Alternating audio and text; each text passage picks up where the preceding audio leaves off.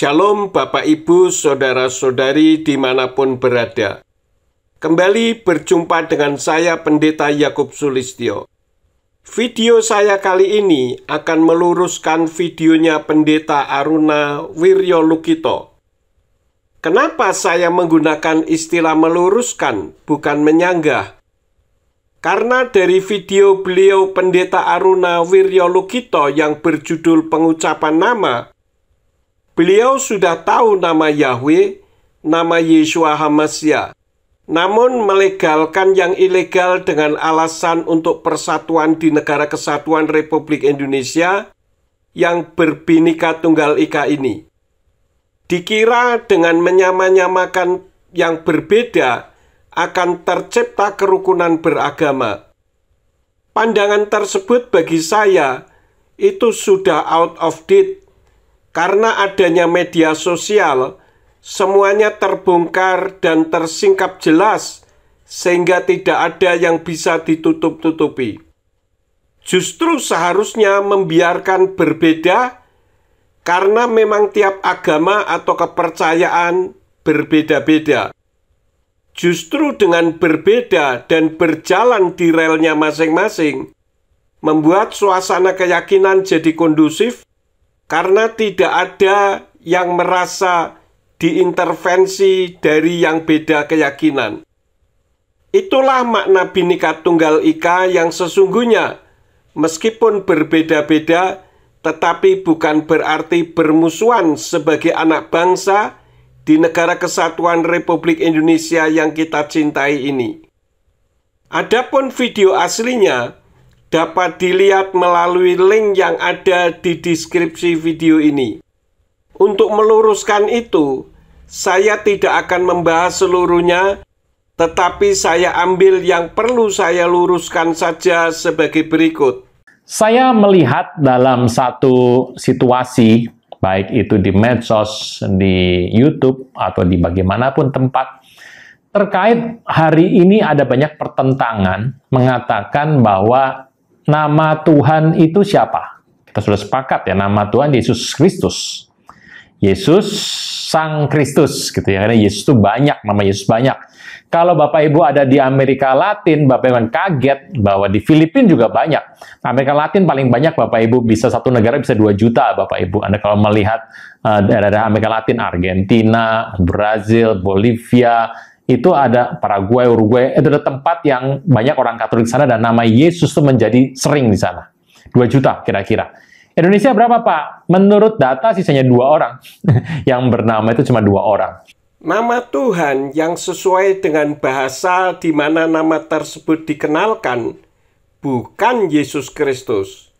Nama Yesus Kristus itu muncul di kitab suci Kristen berbahasa Yunani, sebenarnya bukan diterjemahkan sehingga menjadi Yesus Kristus, melainkan karena huruf Yunani tidak mengenal huruf YHWH dalam bahasa Ibrani. Itu sama seperti nama Yahweh yang muncul di kitab suci Kristen berbahasa Arab karena huruf Arab tidak mengenal vokal E. Bagaimana dengan nama Isa?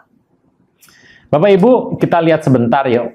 Sebetulnya Tuhan itu kan kasih nama kepada Tuhan kita yang disebut dengan nama Yesus. Nama Yesus sebetulnya namanya bukan Yesus. Bapak Ibu, kita melihat ke dalam ini dulu ya, ke dalam whiteboard. Nama Yesus Kristus itu sebetulnya adalah nama yang diambil dalam bahasa Yunani. Yunani berasal dari kata itu. Kalau melihat, ini kan dibuat dalam aksara Latin kita ya, Yesus Kristus. Tetapi nama aslinya adalah ini.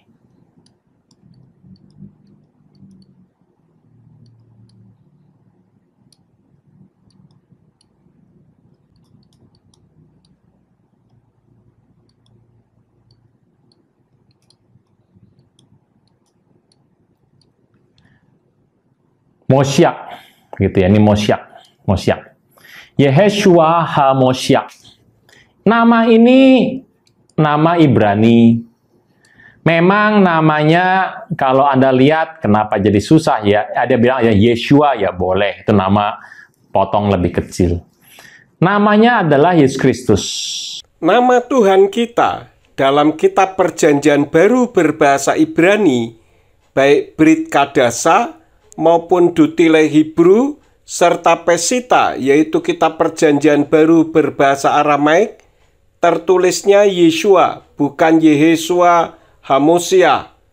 Coba perhatikan gambar di layar kaca dari kitab Matius atau Matius 1 ayat yang ke-21 yang saya tulis ulang, di mana dalam Brit Kadasa berbunyi Wehi yoledet ben wekarata et smo Yeshua kihu Yosia et amo mekato tehem. Sedangkan dalam kitab Pesita berbunyi Ta'alat din bara watakara sime Yeshua hu keir nakuhi la'ama min kata Yehun. Perhatikan huruf yang berwarna merah, baik dalam huruf Ibrani maupun huruf Aram, jika dibaca bunyinya Yeshua, yaitu Yeshua Hamasiah. Itulah nama asli Tuhan Juru Selamat kita, yang adalah Yahweh Elohim sesembahannya para nabi, yang turun ke bumi dalam wujud seperti manusia. Pribadinya ya yang lahir di Bethlehem begitu, kemudian pindah ke Nazaret, menjadi besar, melayani di muka bumi dan mati di kayu salib. 3 hari 3 malam, kemudian pada hari yang ketiga dia bangkit, dia naik ke sorga, gitu ya. Dari situ yang datang mengadili orang hidup dan mati. Bapak Ibu, Anda percaya Anda sudah hafal syahadat para rasul, atau kondisi di mana para rasul itu membuat syahadat beberapa. Aku percayakan Allah Bapa, itu beberapa dibuat. Dan kalau Anda ingin kuat imannya, Anda pegang itu saja yang ada di syahadat para rasul. Mungkin yang dimaksud syahadat para rasul itu pengakuan iman rasuli. Pengakuan iman rasuli itu pengakuan iman yang bersifat ekumenis, yang disepakati gereja-gereja. Jadi itu bukan firman Tuhan yang bisa memperkuat iman. Untuk kuat imannya seharusnya bukan berpegang pada syahadat para rasul, melainkan berpegang dan mempelajari kepada firman Elohim itu sendiri. Nama Allah. Kenapa sih pakai nama Allah gitu ya? Bapak Ibu, Anda mengerti nama Allah itu sudah dipakai sebelum, bahkan pertama sudah dipakai nama Allah itu.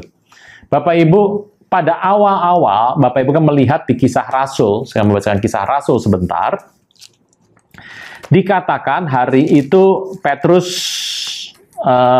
berbicara kepada mereka. Dan mereka kemudian penuh Roh Kudus, mereka mulai berbicara, dan orang-orang yang mendengar pada bingung, karena di tengah pasar, mereka pada bingung, dan mereka berkata. Kisah Rasul 2, kita melihat pada ayat yang ke-9. Kita orang Parsia, Media, Elam, Mesopotamia, itu daerah Irak semua ya Bapak Ibu. Yudea, Kapadokia, Pontus, Asia, Frigia, Pamfilia, Mesir, daerah Libya yang berdekatan dengan Kirene, pendatang dari Roma, orang Yahudi, penganut agama Yahudi, orang Kreta, orang Arab. Mereka semuanya mendengar berkata-kata dalam bahasa yang kita tahu. Apa yang tertulis dalam Kisah Rasul pasal 2 ayat 9-11, jangan berpikir karena ada orang Arab berarti menggunakan nama Allah.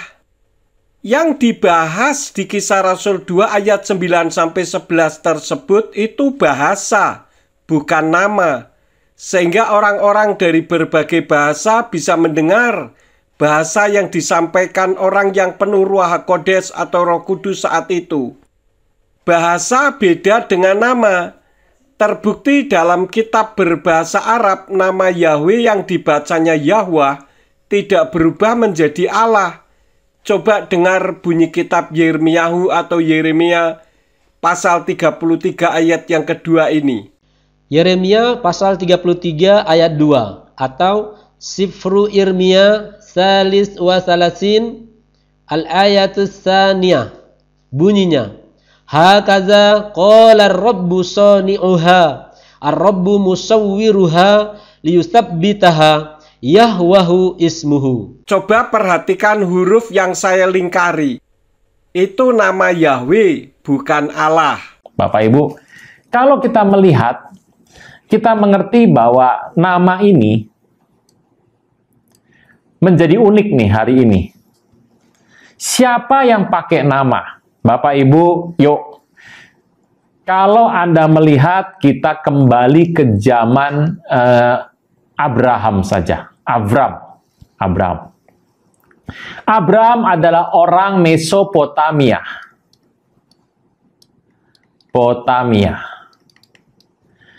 Diambil dari kata mezo. Mezo adalah tengah. Potamas itu adalah sungai. Potamas, sungai-sungai. Di tengah sungai-sungai. Mesopotamia. Hari itu, di tengah dua sungai, itu daerah paling subur, Bapak Ibu. Makanya Abraham dikenal sebagai Eber, gitu ya. Abraham, kakek buyutnya namanya Eber. Abraham artinya adalah orang yang diberkati, yang menjadi bapak bangsa besar. Setelah namanya berubah menjadi Abraham. Dari Mesopotamas, dari tempat yang paling subur hari itu, Abraham keluar. Aneh. Kok tempatnya subur, tapi Tuhan suruh panggil dia keluar. Bapak Ibu, prinsipnya jelas. Kondisi di mana Anda diberkati, tapi tanpa Tuhan, kondisinya itu adalah celaka besar, Bapak Ibu. Anda diharuskan keluar, mencari satu rencana Tuhan yang besar, walaupun tempat Anda tempat yang subur. Bapak Ibu ngerti ya? Nah, dalam kondisi Mesopotamia ini, dari dua sungai apa yang besar? Sungai Tigris dan Efrat, Bapak Ibu. Sungai Efrat dan Sungai Tigris, gitu ya. Dari tengah-tengah ini, Abraham keluar. Nah, waktu Tuhan bertemu dengan Abraham, itu namanya Abraham, kita tahu bagaimana Abraham berpikir. Abraham itu orang Irak. Orang Irak ya. Ini Irak. Irak tentu saja punya panggilan kepada dewa. Dewa yang pasti ada di sebuah tempat adalah dewa kesuburan. Nah, kalau Abraham diminta memanggil nama Tuhan di Irak, pakai dewa. Dewa hari itu namanya ini.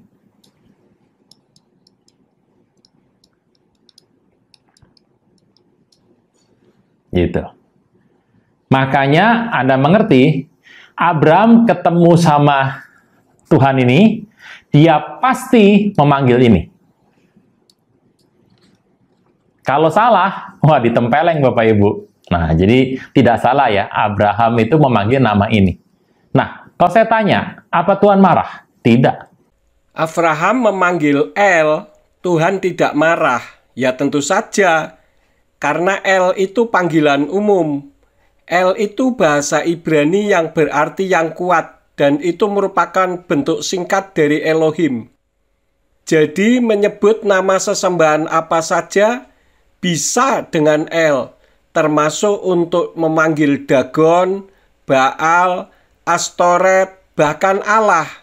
Tetapi El itu bukan derivat dari Allah, karena El itu sebutan atau generic name, sedangkan Allah itu personal name. Abraham jika memanggil nama Tuhan dengan namanya, tentu memanggil Yahweh. Contohnya di dalam kitab Kejadian pasal yang ke-21 ayat yang ke-33 yang berbunyi Wayita esel bifer safa wayikra sam besem Yahweh el olam. Yang jika diterjemahkan kata per kata, Wayita itu artinya menanam, esel itu pohon ara, Bifer itu mata air atau sumur, Safa itu 7. Wayikra itu dia memanggil, Sam itu nama, Besem itu dengan nama atau di dalam nama, Yahweh, El yaitu bentuk pendek dari Elohim, dan Olam itu kekal.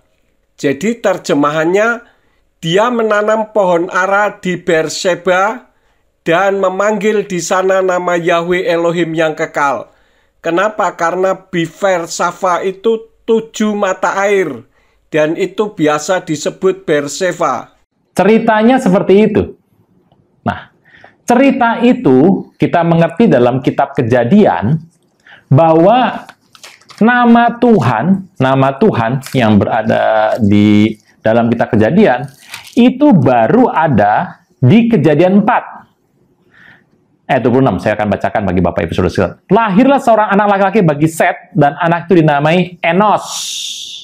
Enos itu artinya manusia yang lemah ya, manusia biasa yang lemah. Waktu itulah orang mulai memanggil nama Tuhan. Kata Tuhan di sana adalah Yahweh. Nah, masalahnya Abram adalah bapak orang beriman. Anda mengerti panggilan El Shaddai. El Shaddai pasti Anda mengerti. El Shaddai adalah Tuhan dipanggil dengan nama El Shaddai. El Shaddai adalah panggilan orang-orang hari itu kepada dewa mereka. Jadi El Shaddai adalah dewa berbuah dada banyak. Double-breasted God. Nah, disitulah Abraham memanggil Tuhan dengan nama itu. Pertanyaannya, Tuhan marah tidak? Tidak, Bapak Ibu. Kembali saya tegaskan bahwa El itu bukan nama dan bukan derivat dari Allah, melainkan generic name atau sebutan umum, termasuk Shaddai yang berarti yang maha kuasa. Tentu saja bagi penyembahnya akan mengatakan bahwa sesembahannya disebut El Shaddai, dan itu tidak masalah. Tuhan marah jika umatnya mengganti nama Yahweh menjadi nama sesembahan lain. Keluaran 23 ayat yang ke-13 mengatakan, Ufkal asyer amarti alehem tis sameru wesem Elohim akhirim lo taskiru lo yishama alpika, yang artinya, dalam segala hal yang telah kufirmankan kepadamu, haruslah kamu waspada. Nama sesembahan-sesembahan lain jangan kamu sebut-sebut. Itu jangan keluar dari mulutmu. El Shaddai itu bahasa Ibrani yang artinya Elohim yang maha kuasa atau Tuhan yang maha kuasa. Bukan dewa berbuah dada banyak. Kalau ada dewa yang berbuah dada banyak dan dipanggil El Shaddai, ya boleh-boleh saja. Tapi bukan berarti El Shaddai itu dewa berbuah dada banyak seperti statement ini. Jadi El Shaddai adalah dewa berbuah dada banyak. Nah, dari sini kita tahu bahwa panggilan kepada Tuhan itu bermacam-macam. Gitu ya. Nah, ini belum nama Tuhan ya, baru panggilan dulu. Bermacam-macam. Namanya macam El Shaddai, gitu. El Elyon, gitu ya. Adonai. Nah, Adonai adalah nama yang baru. Bapak Ibu, ceritanya adalah orang-orang hari itu memanggil Tuhan dengan nama ini. Tuhan tidak marah. Jika sebutan umum dipakai untuk memanggil Yahweh, tentu Tuhan tidak marah. Seperti Gusti, Bapa, Puang Matua, God, Lord, dan sebagainya. Tentu bisa dipakai untuk memanggil sesembahan apa saja. Dan panggilan itu memang banyak. Namun Gusti, atau Bapa, atau Puang Matua, atau God, atau Lord yang disembah oleh para nabi itu siapa namanya? Itu baru bicara soal nama. Jadi lebih spesifik, beda dengan sebutan yang lebih bersifat umum. Lalu kita, bangsa Indonesia, itu memiliki sebuah panggilan. Bapak Ibu, saya akan hapus dulu. Indonesia memiliki panggilan adalah ini. Ini tolong dibedakan dengan yang ini. Beda, Bapak Ibu. Ini panggilan ya, jadi bukan nama, ini panggilan, gitu ya. Ini bukan nama. Kalau Anda mengatakan ada orang namanya Laksmana, waktu dia mulai besar, dia masuk ke angkatan laut. Dan tiba-tiba terus di angkatan laut dia menjadi besar. Kemudian diangkatlah menjadi Laksmana. Laksmana. Tetapi namanya Laksmana, makanya Laksmana, begitu Bapak Ibu. Yang pertama adalah nama, yang depannya adalah sebutan. Nah, ini adalah sebutan. Kita tidak mengatakan bahwa ini adalah nama. Ini bahkan dipakai pada abad pertama, gitu. Jadi jauh sebelum kondisi baru hari ini. Bapak Ibu, yang terbaru hari ini adalah nama ini. Kemudian kalau Anda melihat, ada lagi di Alkitab tuh banyak Bapak Ibu. Memang di Alkitab namanya dituliskan seperti ini Bapak Ibu. Gitu. Atau begini.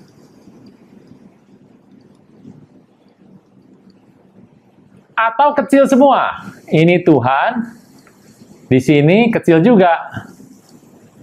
Atau besar semua.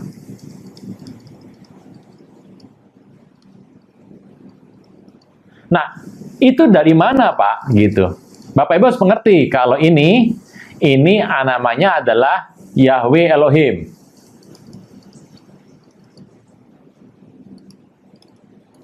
Gitu. Jadi persamakan Allah dengan Elohim diperhatikan sama. Kalau yang ini Adonai. Kalau ini Adonai Yahweh. Kalau yang ini gini ya. Adonai Elohim.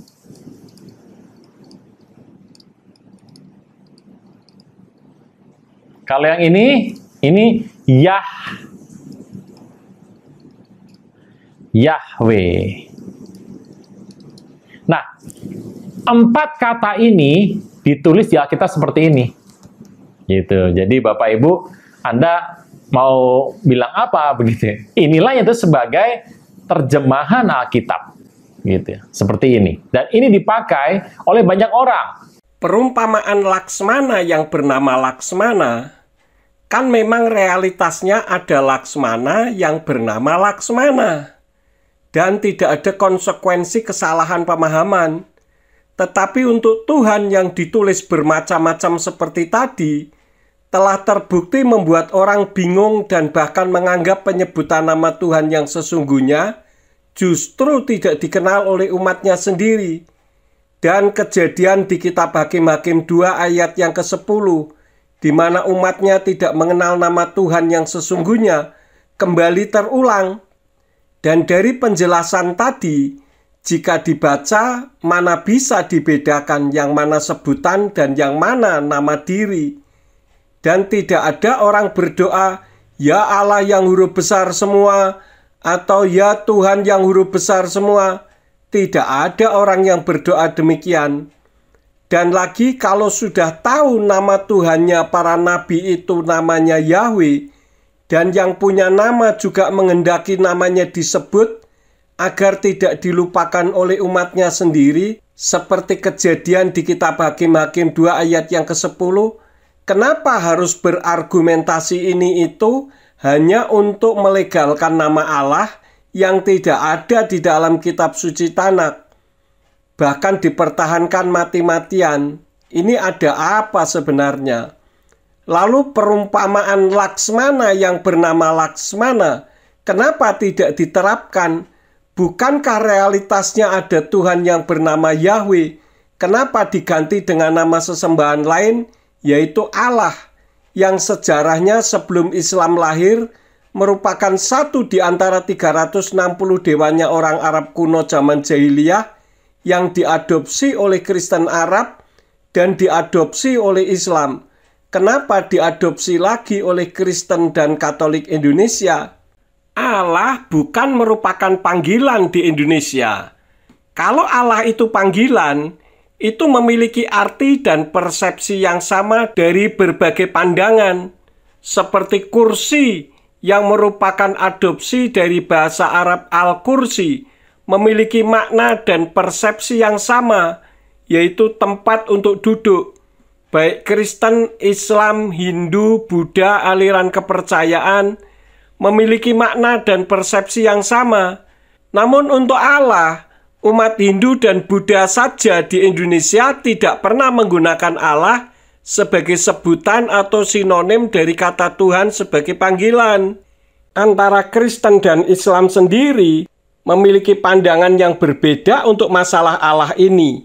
Itu membuktikan bahwa pemakaian nama Allah di kekristenan merupakan pemerkosaan nama dan bahasa yang tidak seharusnya untuk tetap dipertahankan. Coba dengarkan video yang berikut ini untuk tambahan bukti bahwa Allah itu bukan sebutan.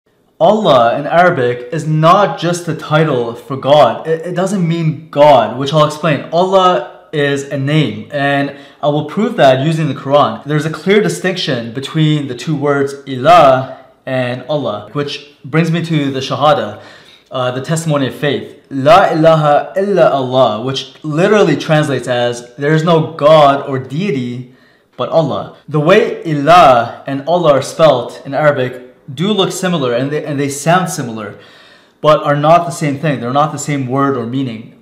When you say la ilaha, ilah means God or gods, but Allah is a name, the name of Muhammad's God. So you're saying there's no God but that one, that precise name, la ilaha illa Allah. Among all the other gods, Allah is the one and the only one according to Islam, according to Muslims, Muhammad. It's like saying there's no friend but Bob, for example. You wouldn't be able to say there's no Bob but friend.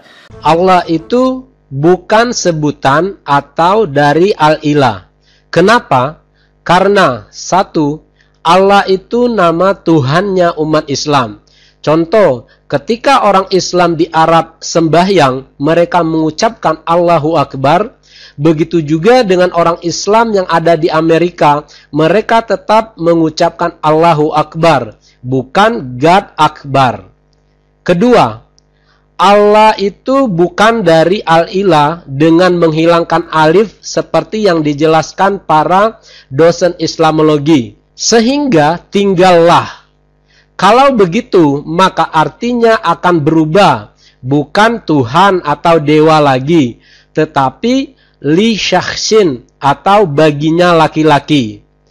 Ketiga, ilah itu sudah satu paket kosakata yang tidak bisa dipenggal karena dia kata benda bukan kata kerja.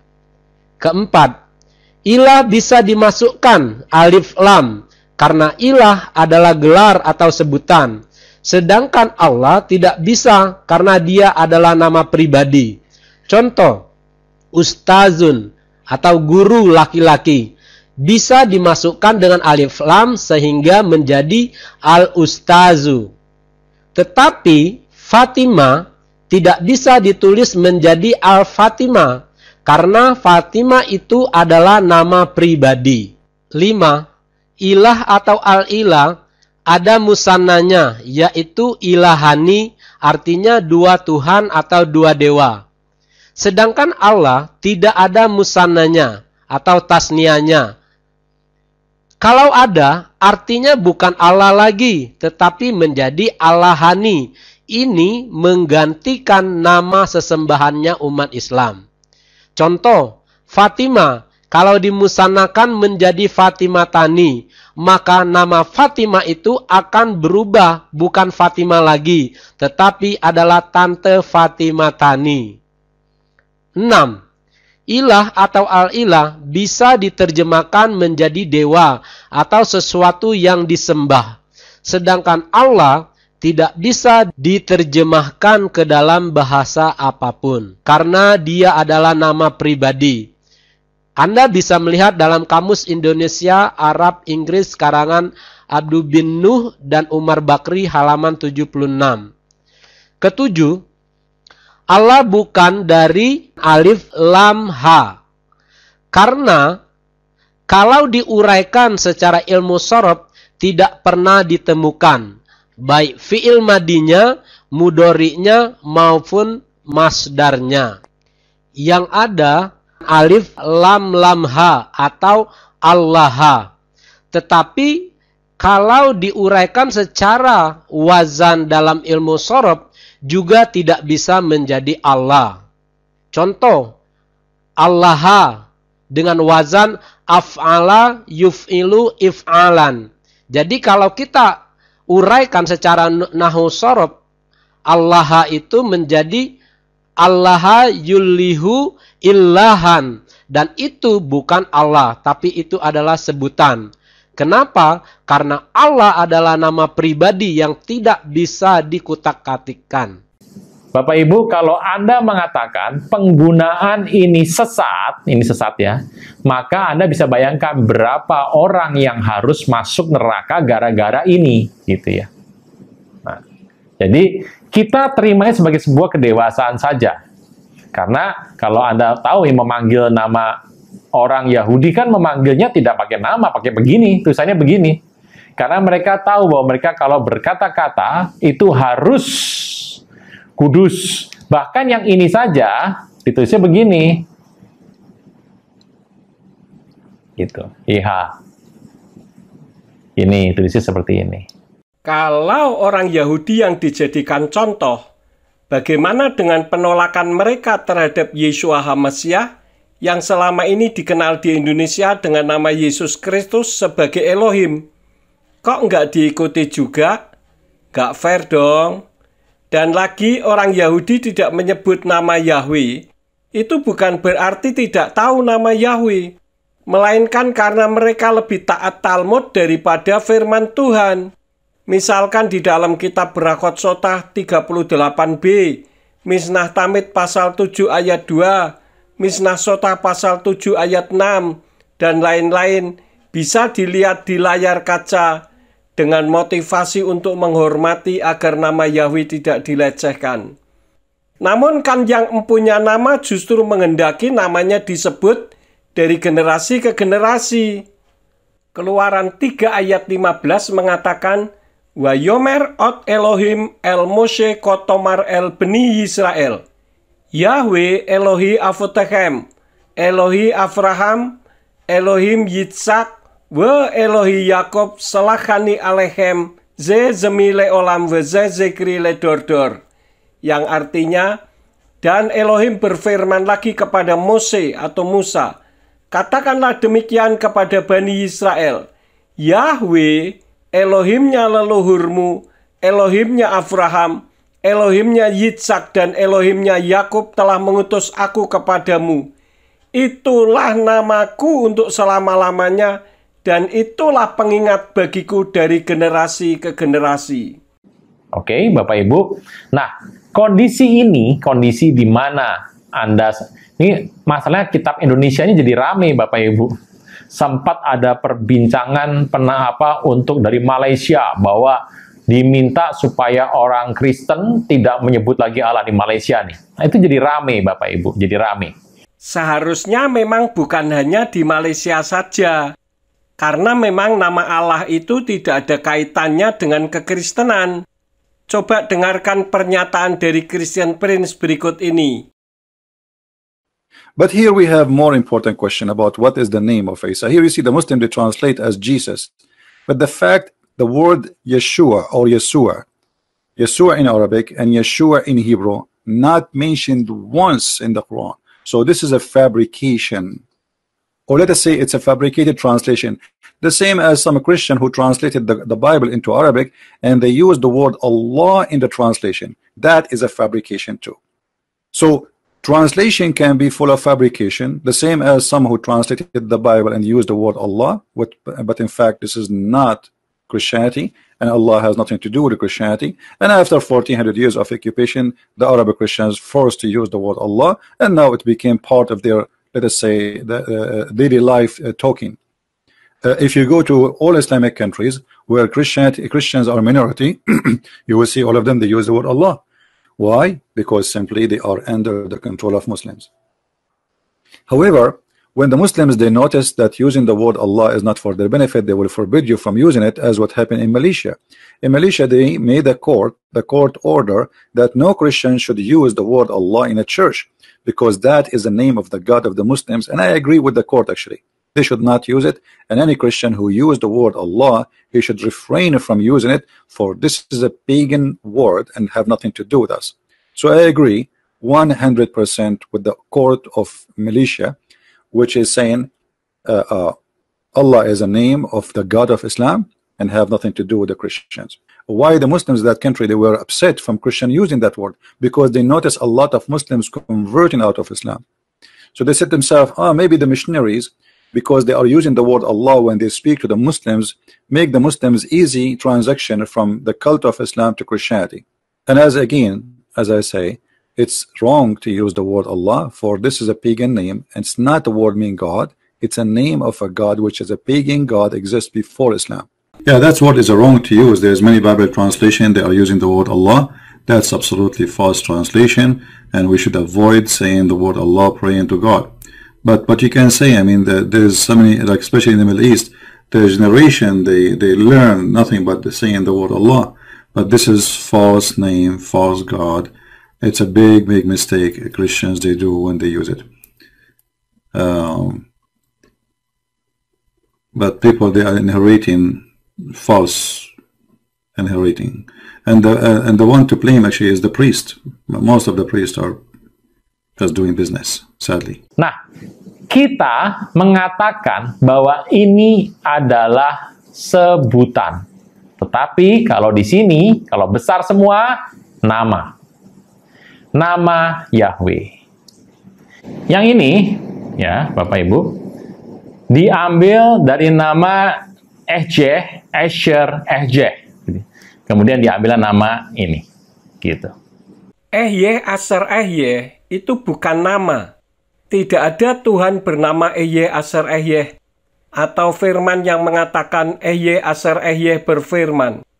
Ehye, Asher, Ehye itu bahasa Ibrani yang artinya aku ada yang aku ada. Terdapat di dalam kitab Keluaran pasal 3 ayat yang ke-14. Nah, di sini timbul satu permasalahan.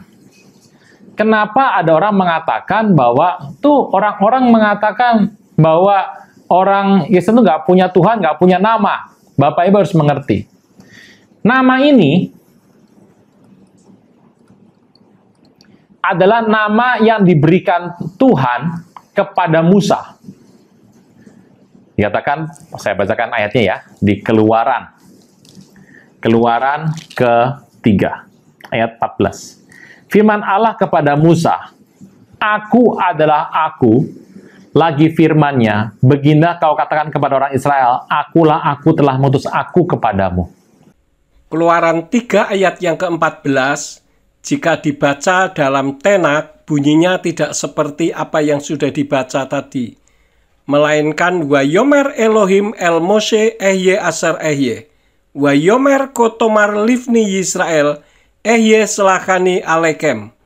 Yang kalau diterjemahkan kata per kata atau interlinear, Wayomer itu artinya dan berfirman, Elohim itu Elohim atau Tuhan, El kepada Moshe itu Musa, Ehye aku ada, Asher yang Ehye aku ada.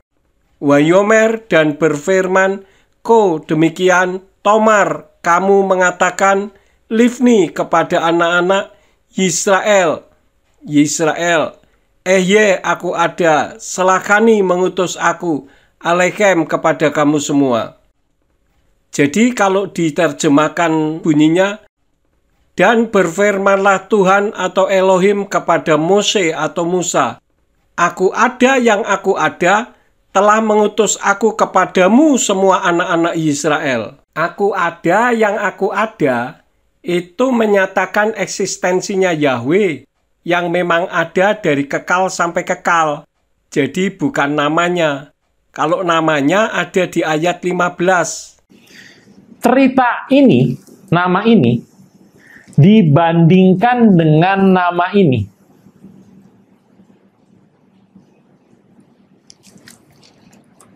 Siapa duluan? Ini kitab Kejadian.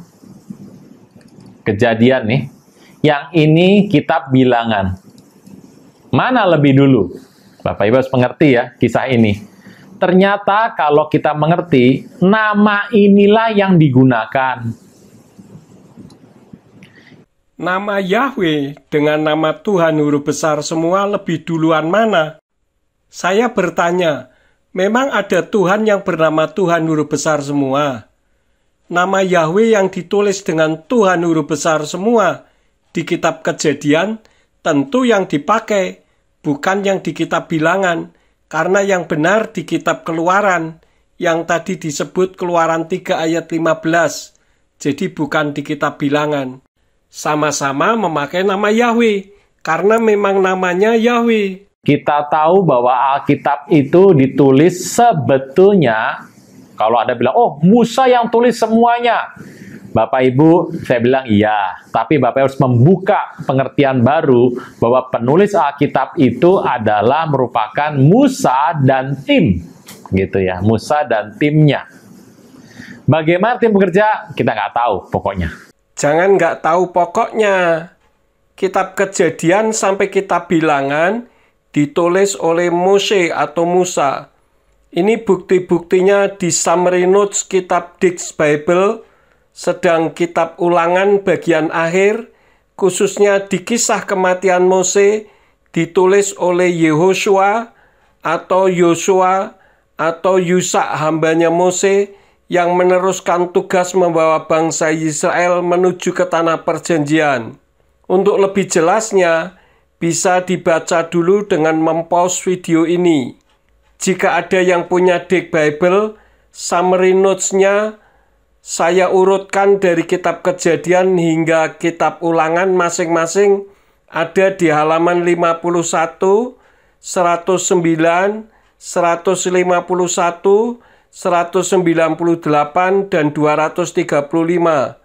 Adapun ensiklopedia Bible Difficulties ada di halaman 154. Nah, cerita itu Tuhan bilang sama Musa, ini namaku yang ini, kalau engkau ditanya siapa sih namanya, namanya ini. Itu saja. Kalau Anda bertanya, Pak, yang betul nama Tuhan itu siapa? Tuhan mengatakan pokoknya kasih garis ya. Nama yang diberikan adalah ini. Nama asli Tuhan siapa? Jawabannya, tidak ada yang tahu. Bapa tuh nama aslinya siapa ya? Tidak tahu. Yesus nama asli siapa? Intinya satu. Memanggilnya ini saja. Memanggilnya ini siapa? Yod-He-Waw-He atau Yahweh.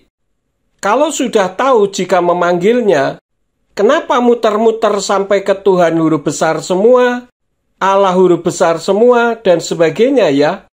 Lalu kenapa nama aslinya tidak tahu? Masa Tuhan memberikan namanya kepada umat manusia dengan nama palsu, dan Tuhan tidak mengatakan bahwa namanya ini bukan asli?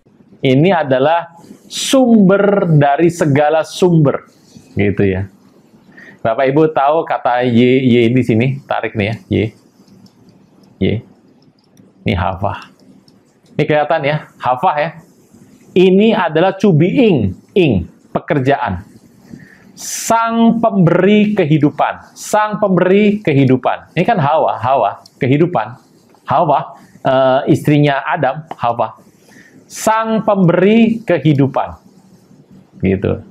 Jadi ini loh, yang tidak bisa Anda makan terus Anda habiskan, tidak pernah habis saja. Ini, Yahweh ini. Ini adalah to being. To being. Nah, itu adalah nama yang Tuhan berikan.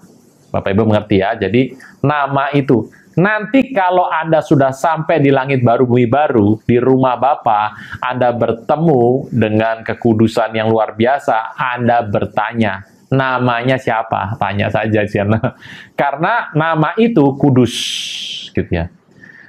Kita nggak pernah tahu nama aslinya siapa, kita tidak tahu bentukannya seperti apa, nanti kelak satu hari Anda akan bertanya, siapa namamu, tapi nanti bukan di muka bumi. Bisa ya Bapak Ibu ya. Nah, nama ini loh yang Tuhan berikan kepada manusia. Benar, Yahweh memang sumber dari segala sumber. Tapi kalau sudah tahu nama Yahweh itu sumber segala sumber, kenapa yang dipanggil Allah? Padahal Allah sejarahnya sebelum Islam lahir, ya seperti apa yang disampaikan oleh Christian Prince tadi. Lalu tentang penjelasan Yod-He-Waw-He, di mana Yod-nya itu to being, yaitu Yahweh sang pemberi kehidupan, memang benar. Sedangkan He-Waw-He itu Hawa istrinya Adam. Dalam kitab berbahasa Ibrani, istrinya Adam huruf Ibraninya bukan He-Waw-He, tetapi Ket. wow he. Kalau he wow he sering diucapkannya hawayah dalam tradisi Yahudi dalam konteks yang lebih kontemplatif atau kabalistik, berhubungan dengan keberadaan atau eksistensi Elohim, kehadiran dan kemahaadaannya yang kekal. Karena memang Yahweh itu kekal. Memang ket wauhe itu bisa berarti kehidupan, benar.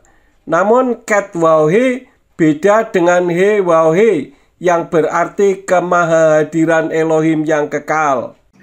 Ada dua nama, Yesus dan Isa. Ada yang bilang Yesus Kristus, Isa Al-Masih, ya itu ini sama atau beda, gitu ya. Ada yang bilang beda karena lahirnya beda, Pak. Di mana tempatnya beda. Yang ini kan ceritanya lahirnya di kandang domba. Sedangkan yang ini lahirnya dekat pohon korma katanya. Saya nggak jelas lah di mana. Pokoknya ada yang bilang tuh beda lah, beda. Padahal kita dalam hidup ini belajar cerita mengenai kehidupan. Bangsa kan bahasanya sudah beda-beda, Bapak Ibu. Kalau Anda berkata, ini namanya siapa? Yesus. Gitu ya. Ada yang bilang Yesu. Ada yang bilang Jesus. Ada yang bilang Iego. Ada yang bilang Jemie. Itu gimana siapa yang benar, Bapak Ibu? Karena tergantung kita itu kan ngikutin satu bahasa kondisi tergantung dari kondisi dibentuknya bahasa itu. Lidahnya seorang. Saya percaya lidah Bapak Ibu, orang Indonesia itu lidahnya paling bagus, Bapak Ibu. Bisa Anda bicara bahasa Inggris, bisa kayak orang London, bener-bener. Anda bicara bahasa Mandarin seperti orang Beijing, bener-bener.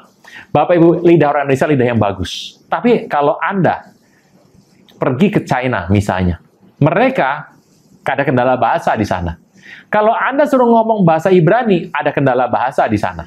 Nah, pertanyaannya, siapa nama Tuhan kita? Tuhan ya, kalian Tuhan. Kita menyebut sebagai Yesus. Atau disebut Yesus Sang Kristus, gitu ya. Tetapi nama itu, kalau Anda bilang dalam bahasa Arab, Anda kan berasa Arab. Wah, ya saya akan panggil Isa, gitu ya. Isa apa? Al-Masyah, gitu ya. Ini kan ada gereja juga, gereja Isa Al-Masih. Kalau ini suruh diganti namanya, diganti semua nanti itu gerejanya juga diganti namanya. Ini macam-macam. Bapak Ibu melihat namanya siapa? Ada yang bilang Yesus. Ada yang bilang Yesus. Gitu. Ada yang bilang Isa. Yego. Gitu. Itu banyak sekali namanya. Nah, intinya begini. Dalam bahasa Arab, nama Isa yang Al-Masyah, Al-Masih, itu ya adalah Tuhan Yesus. Sama untuk nama ya. Untuk nama sama. Jadi kalau Anda berkata, apakah Tuhanmu Isa Al-Masih? Ya. Apakah Tuhanmu Yesus Kristus? Iya, benar. Gitu ya. Apakah namanya Yeshua HaMasyiah? Iya, benar. Gitu. Karena nama itu adalah sama. Namanya benar. Tetapi, kalau Anda melihat, ini latar belakangnya nih, latar belakangnya. Lahir di mana? Orang dia pernah mengambil segenggam tanah dan membentuk burung dari sana, padahal di sini tidak pernah ada gitu ya. Lahirnya juga di tempatnya berbeda. Bapak Ibu, kalau Anda melihat, jadi begini, orang bernama Yesus ada berapa banyak orang? Jumlahnya banyak sekali. Tetapi yang kita sembah adalah Yesus Kristus, Yeshua HaMasyiah, Isa Al-Masih. Gitu. Namanya sama. Jadi Bapak jangan khawatir ya, namanya sama. Tetapi kondisi orangnya berbeda. Gitu ya. Bapak Ibu, itu harus ada tahu itu, kondisi itu. Isa berbeda dengan Yeshua HaMasyiah atau yang selama ini dikenal dengan nama Yesus Kristus. Karena dalam kitab suci Kristen berbahasa Arab bukan Isa, melainkan Yeshua. Coba dengar teman saya membaca kitab Matius 1 ayat yang ke-21 dalam bahasa Arab sebagai berikut. Kama qala ar-Rabbu fi kitabihil muqaddas di surati Matta al-faslul awal wal ayatul wahida wal ishrina kazalik. Fasatalidu ibnan wa anta tusammiyahu Yasu'a li'annahu huwa allazi yukhallisu sya'bahu min khotoyahum. Perhatikan huruf yang saya lingkari ini. Itu bunyinya Yashua. Seperti huruf yang di bawahnya yang berwarna biru. Sedangkan Isa itu hurufnya yang di sebelah kiri yang berwarna merah. Jadi baik nama maupun pribadinya antara Yeshua dengan Isa itu totally different, benar-benar berbeda. Pak, kalau itu berbeda, apalagi kita di Indonesia, Bapak Ibu. Kita di sini ingin Indonesia itu damai, Bhinneka Tunggal Ika, kan gitu ya Bapak Ibu ya. Tapi saya harus katakan, Isa Al-Masih sama dengan Yesus Kristus, sama dengan Yeshua HaMashiach. Sama itu, sama orangnya sama. Orangnya mati di kayu salib, gitu ya. Bangkit setelah 3 hari, kemudian naik ke sorga, turun lagi ke muka bumi, ketemu murid-muridnya, kemudian dia naik ke sorga. Dan 10 hari kemudian, turunlah Roh Kudus. Peristiwa yang penting ada di situ. Jadi, Isa Al-Masih, Yeshua HaMashiach, Yesus Kristus, sama. Yang beda apanya? Yang beda adalah orangnya beda. Jadi, 2 nama itu, Anda lihat, lahirnya, perbuatan di muka bumi, apakah disalib apa tidak, itu yang membedakan. Jadi jangan pikir, kalau Anda bertanya, Isa itu sama apa enggak? Saya harus bertanya dulu. Isa, nama Arabnya, Isa Al-Masih. Kalau tanya, yang dari Yahudi siapa? Ya, Yeshua HaMashiach. Yang saya kenal dengan nama Yesus Kristus. Itu orangnya sama. Orangnya satu. Yang mati kayu salib, dan bangkit kembali. Jadi, kalau yang Isa Al-Masih yang bukan begitu, ya beda, orangnya beda. Nah, hal ini kita harus mengerti Bapak Ibu dalam kehidupan kekristenan. Cerita ini semudah itulah kita melihatnya. Jadi kalau orang berkata, oh itu Isa Al-Masih adalah Isa Yesus Kristus sama, gitu. Anda harus melihat dulu orang yang mana, yang Isa Al-Masih yang mana nih? Apakah namanya atau orangnya, gitu. Saya mau beritahu sekali lagi kesamaan orang dengan nama berbeda-beda. Karena masalah pengucapan pronunciation Anda. Karena salah pengucapan Anda itu berbedalah namanya, ya oke, orangnya sama. Tetapi ada orang lain yang namanya Isa Al-Masih, gitu ya, yang kehidupannya berbeda dengan orang yang ini. Nah, itu berbeda. Begitu Bapak Ibu, untuk mengetahui cerita ini, saya percaya hari-hari ini engkau mendengar kisah ini. Tapi tentang Tuhan Yesus, jangan engkau menjadi takut. Jangan engkau menjadi bingung. Jangan engkau menjadi pusing. Firman Tuhan telah diberitakan kepada banyak orang. Dan itu yang benar adalah seperti yang saya ceritakan tadi. Akibat berbeda tetapi disama-samakan menyebabkan terjadinya perdebatan yang tidak berujung pangkal. Karena Islam akan mengatakan yang benar Isa yang lahir di bawah pohon korma, yang tidak mati di salib, dan bukan Tuhan, dan sebagainya. Sedangkan Kristen katakan yang benar Isa itu lahirnya di kandang hewan, mati di salib, dan Tuhan yang turun ke bumi. Karena kan Isa itu Yeshua HaMashiach. Perdebatan ini tidak akan selesai sampai dunia kiamat. Karena memang dasarnya berbeda, tetapi dibuat sama. Karena pihak Kristen berpikir bahwa Isa itu bahasa Arabnya nama Yeshua HaMashiach yang selama ini dikenal dengan Yesus Kristus. Padahal dalam kitab berbahasa Arab bukan Isa, tetapi Yeshua. Tadi di depan sudah saya terangkan. Hurufnya saja berbeda. Bhinneka Tunggal Ika itu berbeda-beda tetapi satu. Bukan berbeda-beda tetapi bermusuhan. Islam berjalan di relnya sendiri, Kristen berjalan di relnya sendiri. Ini baru Bhinneka Tunggal Ika di Negara Kesatuan Republik Indonesia. Jadi jangan berpikir kalau berbeda berarti musuh. Justru berbeda yang disatu-satukan itu yang akhirnya jadi bermusuhan. Nama Tuhan yang begitu banyak.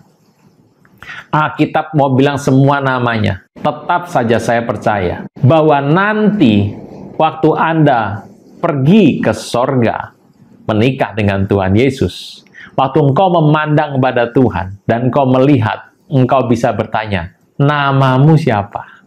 Gitu ya. Nama itu, firman Tuhan katakan di kisah Wahyu ya, nama yang diberikan dalam sebuah batu.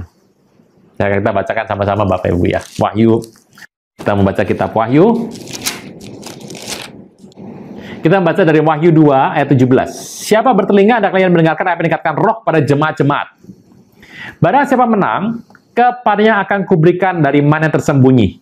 Dan aku akan mengaruniakan kepadanya batu putih yang di atasnya tertulis nama baru yang tidak diketahui oleh siapapun selain oleh yang menerimanya.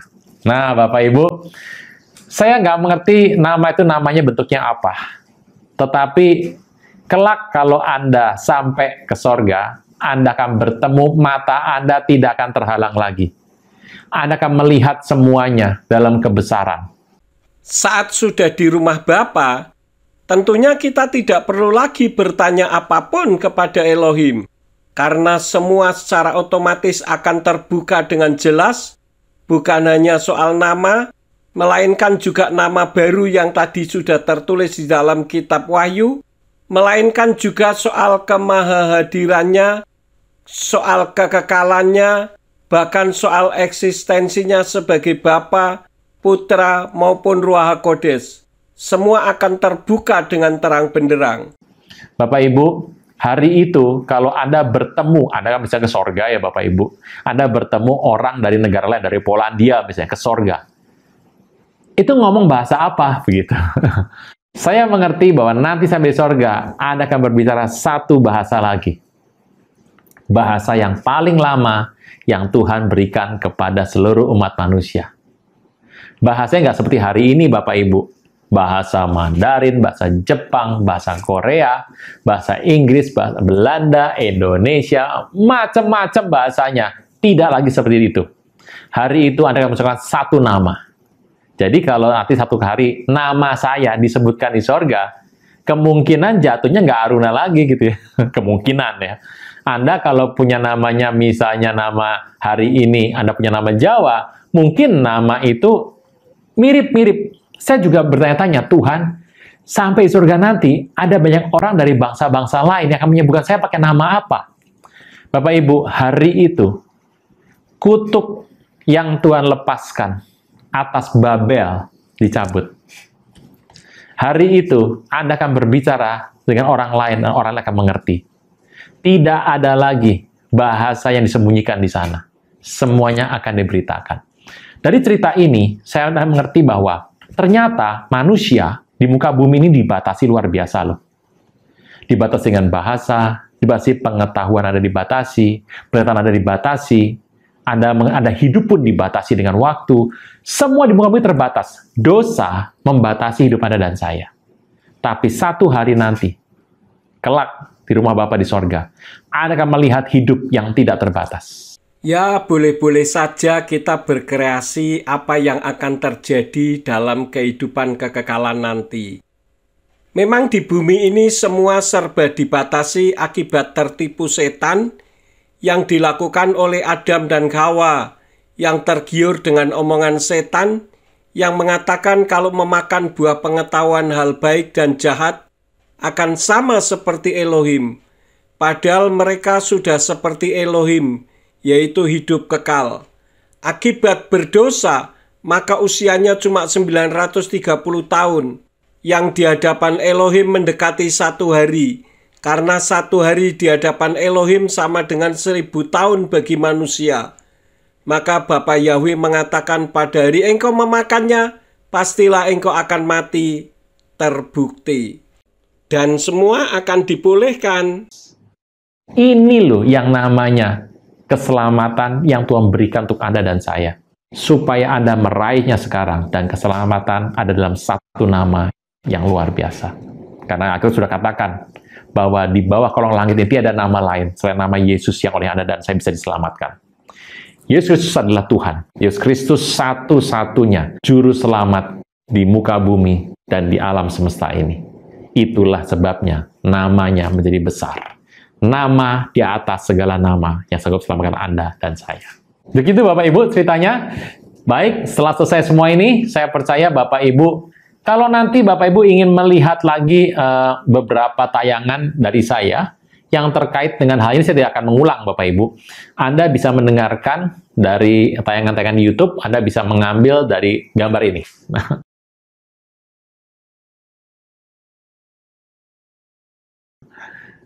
Bapak Ibu, Anda bisa mengambil gambarnya dari sini ya. Nanti Anda klik aja, Anda baca lagi.